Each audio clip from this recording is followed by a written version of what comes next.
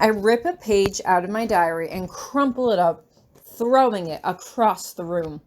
Hieronymous gives a small start whenever I do, but I can't help myself. I was writing a letter to a queen. I had practiced writing letters to Virginia, Ellen, and Hieronymous during my one summer break away from school, but that had only lasted a few weeks, and besides, they were my friends. I had no experience writing letters to royalty. Have my previous letters been of no assistance to you whatsoever? Hieronymous asks as he sets down his book and closes the cover. It's clear he's not really getting any reading done with me mumbling angrily to myself and throwing papers across the room anyway. They're your style, I tell him pointedly. That's how you write. You wanted me to take charge of this, remember? I need to write something that reflects me, but still represents the both of us. Hieronymous considers this for a moment. You're overthinking this, Tori. They're not looking to get to know either of us. They just want status updates about how their son is progressing in regards to his academics and this culture. Nothing more. You can keep sending them report cards if you want, I reply. But if I'm doing this, I'm going to do it my way. Hieronymous sighs as he massages his face just above his eyebrow. I just don't want to see you frustrating yourself over something of so little consequence, he tells you. Remember that his parents are quite busy. They might not even be reading them. I put down my pen. If they're not even reading them, then what's the point? Why do they care? I'm sure they care, Tori, Hieronymous says as he sighs again. But the only person who knows the most about them is Mr. Callister himself. I gasp as I look up at him. You're a genius. I leap off the bed and run over and kiss him as I start to get dressed while Hieronymous looks on in a clear state of amusement. So you've said, he murmurs, although it wouldn't be appropriate to comment on their affairs. That's why I'm not going to comment, I'm going to ask, I tell him as I wrap my robes around me. I can see the look on Hieronymus's face and quickly keep talking before he can say anything. Think about it like a lesson in cultural studies. He has no idea how other people relate to their parents. It'll be educational for him. And besides, I add quickly, I'm not letting you get anything done here, and I'm starting to feel really bad about it. Hieronymus sighs. Yes, well, as much as I like spending time with you, I would like to prepare this next lesson before. I know. See you tonight. Love you. Bye. I call over my shoulder as I run out the door. The door closes just in time to still let Hieronymus' sigh reach my ears before I take off for the dorms. As I pass the academic side of campus, I can't help but bump into Virginia, Ellen, and Donald. Hey, Tori, what are you doing over here? The gym is that way. Oh, about that. I hesitate as I shuffle my feet. I'm not going to independent study today. I actually have somewhat of a new independent study that I'm helping Professor Potsdam out with. There's a freshman exchange student. Oh, Daniel Callister? Donald asks. He's in Wolf Hall with us. Yeah, I say as I nod my head forward. Him. I've been tasked with tutoring him and helping him to get to know American customs and that sort of thing. He's only going to be here for 1 year, so he's getting an early start. That sounds interesting, Ellen says. I never even heard they were taking volunteers. Volunteers? I ask blankly before I shake my head. Actually, I think Grabby volunteered me. It'll keep me out of trouble. Virginia can't help but snicker. I guess we should have expected that. So does he know, though, about you and Grabby? No, I say quickly as I shake my head. And I'm not going to mention it. I want to see if he catches on. Everyone else might know, but it'll be up to him to put 2 and 2 together. Is that why you dyed your hair? Donald asks. I'm undercover, I reply with a shrug. I don't want anyone tipping Daniel off to anything the blue-haired girl was up to last year. If his parents ever find out that I cursed out a teacher, they probably wouldn't want me going anywhere near their son. Yeah, but they don't know Grabby, Virginia teases, and I let that comment roll right by me.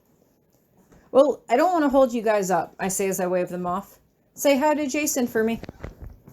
"Will do," Virginia replies as they head off, and I head into Wolf Hall. It takes me only about a minute to remember which room Daniel was living in, and only about a second for him to open it, as if he had been waiting for me. "What are we supposed to do today?" he asks me. "Today is a fun day," I reply. "Today we're going to go out and walk around, and you're going to ask me all about American families." "American families?" "Yes," I say as we head out of the dorms. "You know a lot about how families are raised in the magical world, but you don't know too much about wild seeds, do you?" Daniel shakes his head. "Not really. Considering how many of your classmates here are wild seeds, it's important that you understand their origins. For example, wild seeds are often discovered when they accidentally perform magic in their early teenage years. Then they're offered the choice where they can go off to a magical boarding school and learn magic. And if they say no, their magic is sealed away from them forever," Daniel chimes in. "Exactly," I say. "But that's not to say wild seeds are estranged from their old lives. On holiday and summer breaks, they can still go back and live with their family and friends. They're forbidden from discussing magic with them, of course, but they can still try to carry on their old lives with them, if they so choose." Daniel pauses for a moment, and I have to give him credit that he actually seemed to be listening to what I was saying.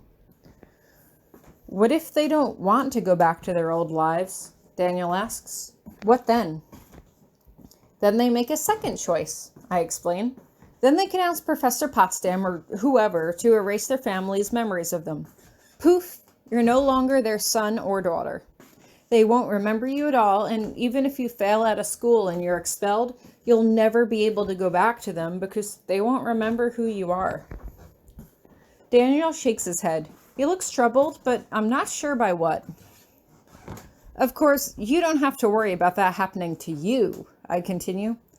"Why don't you tell me what your relationship with your parents is like?" Daniel flushes. "That's private." "I'm not looking for details," I say as I roll my eyes, as if I was bored of this whole conversation. "I'm trying to look for a point of comparison. For example, kids from magical families around here usually have parents who are involved in their education. Most parents ask their kids what they learn, and they show them, and they talk about it together. American parents are very hands-on and involved in their children's lives. Is that what your parents are like back home?" "Somewhat." Daniel shrugs uncomfortably, and I suddenly realize for the first time that he's probably never spoken with anyone else about his parents before. After all, they were royalty. Who would he be able to commiserate with? "My parents are exceptionally busy people. They don't have time to be hands-on, as you say." "I see." I hesitate for a moment, turning things over in my mind. "Do your parents have any hobbies that they like to do in their free time when they're not—" I glance around us. There's no one else around, but it's still probably not safe to say out loud. "You know." "My father likes to paint," he recalls suddenly, "and my mother likes to garden. There are a lot of beautiful flowers where we're from. When I was younger, I used to run through the fields with her and collect the prettiest flowers we could find. Then my father would paint them, and we would hang them up all around the castle." He shakes his head. "But that isn't something we've done for a long time." "Then why don't we start a new tradition?" I ask as I suddenly turn around, pulling at his sleeve. "Come on, let's go this way. There's a greenhouse on the far edge of the property. If you like flowers, I think you're really going to like it. There's a lot of species of American flowers here. Maybe we can learn a thing or two about flowers so you have something to share with them when you next see them." "I guess," Daniel replies, but there's a smile pulling at the corners of his lips. As we walk, I can't help but send a message back to Hieronymous with my mind. "Hey, Hieronymous, I'm a genius." It doesn't take me a moment to get a reply. "Of course you are, Tori." Even in my mind, I can still hear his sarcastic inflection, but I couldn't help but smile to myself regardless. I may not be a genius yet, but it was only a matter of time. After all, I was married to the best teacher I could ask for.